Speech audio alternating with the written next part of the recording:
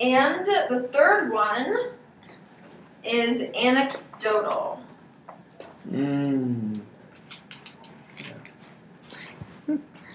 So anecdotal sources are a one-time thing. They are not backed up by scientific experiments or research. They're just a one-time thing, kind of like a testimonial from a person, or a lot of times you see from people like celebrities that go on to commercials and they're an anecdotal source for certain things. So does anybody have any examples of celebrities being anecdotal sources?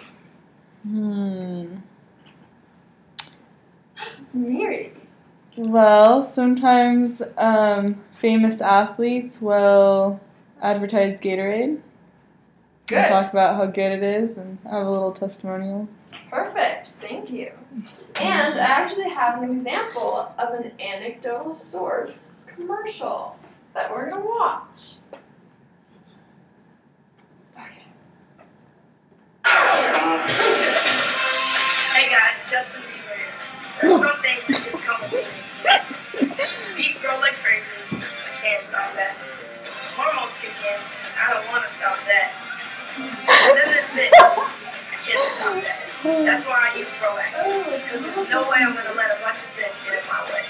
Want healthy apples in life? Use Proactive and get control over those zits. I always wake up to my chin a lot, so I'll start to get acne on my chin. And Proactive definitely helped that a lot. Proactive is an easy 3-step system that works for all ages, all skin types. I used to think that Proactive was only for the hardcore cases. But guess what? It's also just right for kids like me. It's totally easy. It's like 1, 2, 3, done. So you don't have to worry about it anymore. It's pretty chill. Stop worrying about your skin. Order Proactive now, and we'll send you our 3-step system for only $19.95. That's just $19.95 to keep those breakouts away. I started using Proactive after all of the acne treatments I've tried. It smooths my skin, and it just changed my face forever. Proactive is America's #1 acne system, created by 2 leading dermatologists. It's faster and gentler than ever before. See for yourself. It's awesome. I love Proactive. It doesn't take much time out of your day to make your face look crystal clear.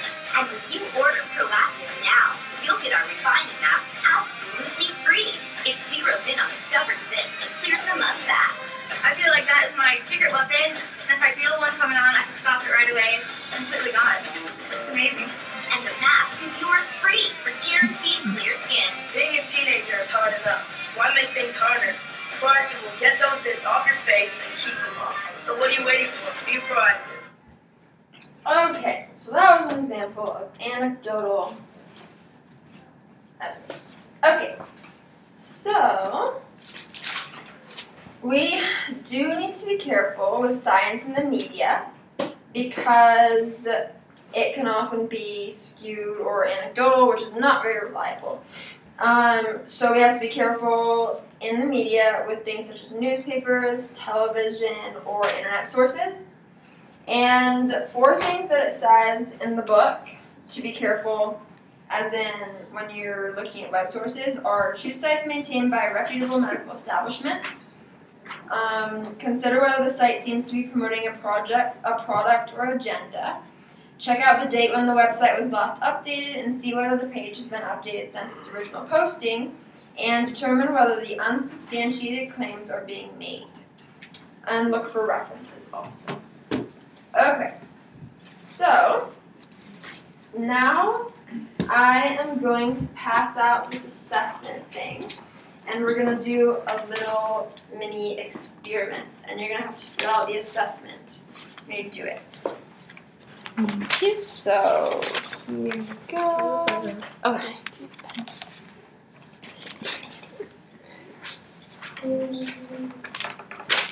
Was that 45 minutes?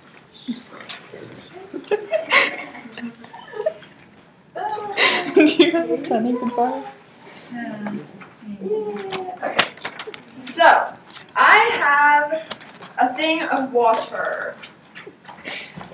So, what do you guys think will happen if I put an egg in this thing of water? If I just drop an egg in? It'll splash. You think it'll float? Alright. Okay. The So it heck? sinks. Okay. She So. boiled that egg. No, it's not boiled. Okay, so now I'm gonna take it out. Why don't I believe you? Oh, Zanna, your phone's right next to you. Oh, here, let me get your thanks. Okay, well, it's not boiled. This is just an egg, guys. Eggs sink. Okay. They really do. Okay. So now, what you're going to write on your paper is I'm going to put salt in the water. And I want you to write your hypothesis on the assessment of what you think will happen if I put salt in the water and then put the egg in again. So write that down. Also,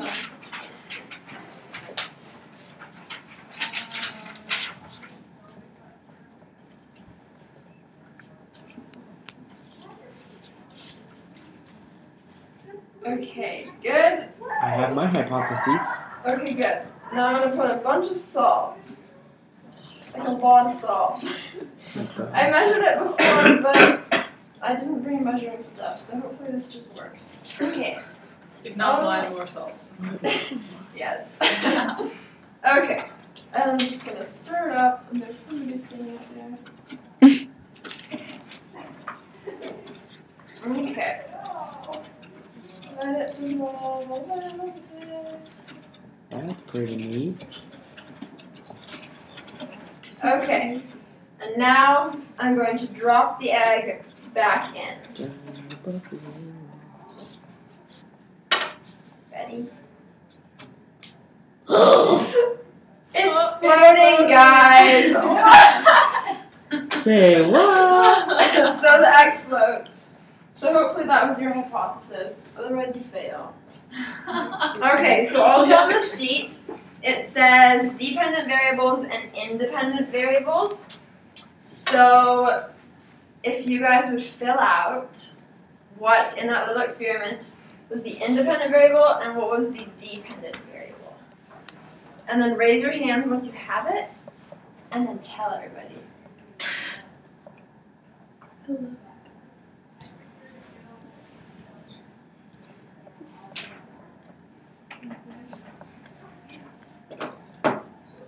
Okay, does anybody have it yet?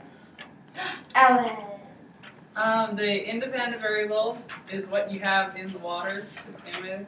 So like the salt was what it was. And the dependent variable is whether or not the egg floats. Yes, perfect, Ellen. Okay, now I have one last kind of video clip.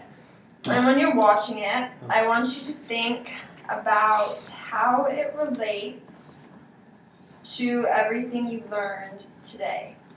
And you guys might have seen this already, but we're going to watch a little bit and then think about how it relates to what we learned. And then I'm going to ask you guys.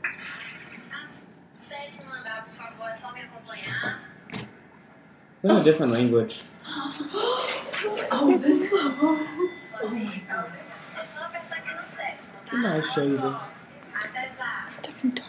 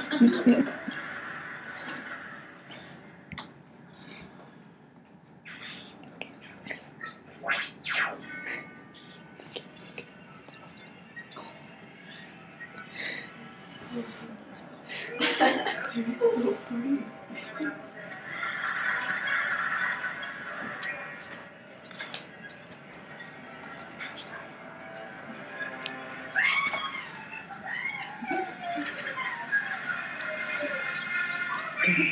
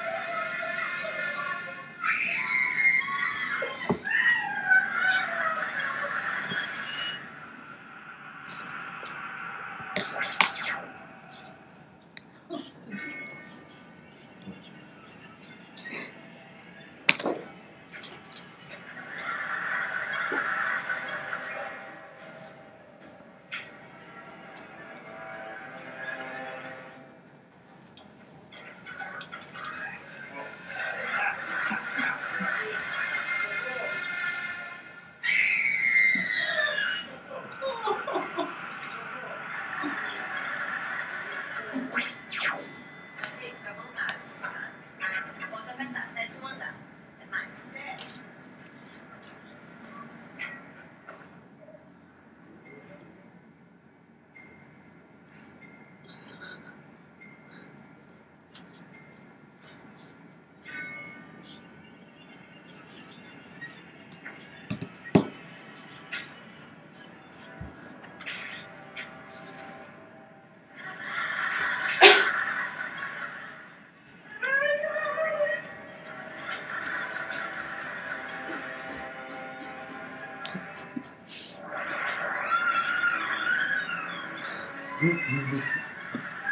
Awesome.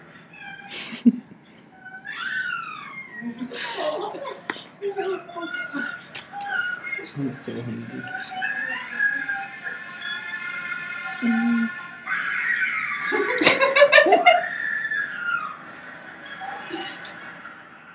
This isn't funny. It's mean. Dylan. Okay.